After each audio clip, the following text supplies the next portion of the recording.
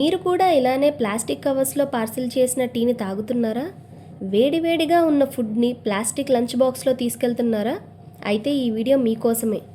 కొంతమందికేమో వేడివేడిగా ఉండే ఇడ్లీ, దోశ తినడం చాలా ఇష్టం. మీరు తినేది కూడా ప్లాస్టిక్ ప్లేట్ లేదా ప్లాస్టిక్ కవర్లో అయితే మాత్రం మీరు డేంజర్ జోన్లో ఉన్నట్లే. ఎందుకంటే ప్లాస్టిక్తో చేసిన కవర్స్ అండ్ బాక్సెస్లో హాట్ ఫుడ్ ఐటమ్స్ ఉంచినప్పుడు ప్లాస్టిక్ మైక్రాన్స్ మనం తినే ఫుడ్లో, తాగే టీలో కలుస్తాయి.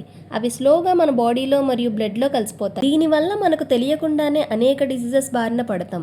మరీ ముఖ్యంగా క్యాన్సర్ లాంటి డేంజరస్ వ్యాధులు కూడా వచ్చే అవకాశం ఉంది. జరిగిందేదో జరిగిపోయింది. ఇక నుండైనా టీ తెచ్చుకోవడానికి స్టీల్ ఫ్లాస్క్ లేదా లంచ్ తీసుకెళ్లడానికి స్టీల్ బాక్సెస్, ఇంకా వీలైతే రోజు ఆకులతో తయారు చేసిన ప్లేట్స్లో తినడం మరీ మంచిది. ఇలా ప్రతిరోజు మన లైఫ్లో నుండి ప్లాస్టిక్ని దూరం పెడితే లైఫ్ అంతా ప్రశాంతంగా, ఆరోగ్యంగా జీవించవచ్చు.